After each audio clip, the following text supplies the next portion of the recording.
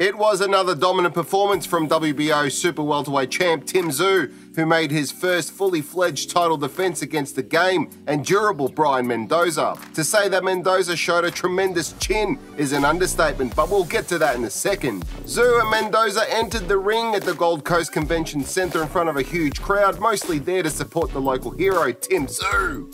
Certainly many of those would come to admire and respect Mendoza by the end of the night, considering what he withstood. The first two rounds were more or less feel-out rounds, particularly for Tszyu, who, despite coming out and taking the centre of the ring from the outset, found himself moving back for most of the opening stanza. Opting to use his time to gauge Mendoza, downloading the information as they say, Tszyu looked to counter where he could and pick his shots. Mendoza took advantage of Tszyu's restrained output and stayed the busier of the two.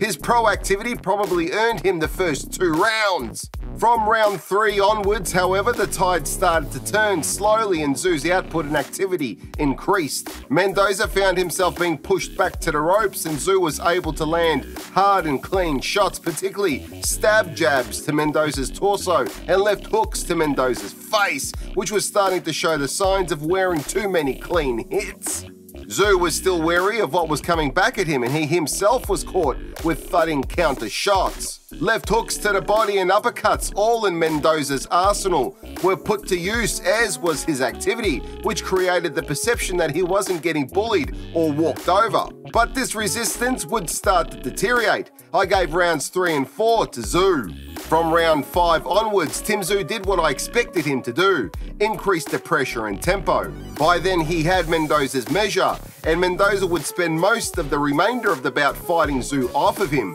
What Tszyu couldn't do, however, was put Mendoza away. Try as he might, Tszyu hit Mendoza with concussive punches that should have knocked an ordinary fighter out, but Mendoza showed one heck of a beard, grit and willingness. Mendoza still had his moments and in the mid to later rounds pushed back against Tszyu and often landed big, punishing shots that landed right on the money. But to his credit, Tszyu showed that he too was insanely durable and took the shots and kept on trucking. Mendoza almost came undone in the 10th round and was in real trouble.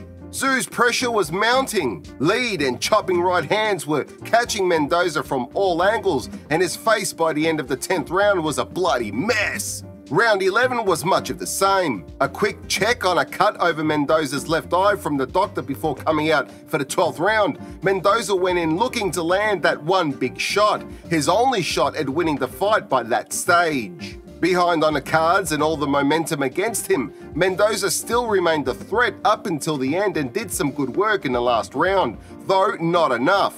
The last bell sounded and the fight would go to the cards. Mendoza had never gone 12 rounds before, and to make it to the last bell despite wearing shots that would have ended most fights early is a testament to Mendoza's toughness, but ultimately Tszyu proved too dominant. I had it 116 to 112 for Tszyu. I gave rounds 1, 2, 6 if I remember, and 12 to Mendoza, but Tszyu again showed why he is a world-class, elite-level fighter. The question is, do we get the much-anticipated Tszyu versus Jermell Charlo Undisputed fight, or will it get away from us? Tszyu clearly wants it, so what does Jermell want to do? We'll find out soon enough. Thank you for watching Pound for Pound TV. Please remember to subscribe and hit that notification bell for future updates. See you in the next one. Check out our Patreon page to become a Patreon family member where you will receive some cool perks. If you're looking for some new threads, we've got t-shirts, hoodies, and much, much more. So head on over to our Michael Akobi Pound for Pound TV stores. They can be found on Redbubble and Spreadshop. Join me on my travels and head on over to my other YouTube channel titled Barefoot and Free. There you can follow me as I traverse the many parts of our planet and occasionally get into a spot of bother. Nonetheless, it's always fun and entertaining. If you're struggling with some of life's obstacles and challenges, my book How to Get Out of Life Traps might just be the answer that you're looking for to help guide you through the difficult times. It's helped many get past some of their darkest moments, and it might do the same to you.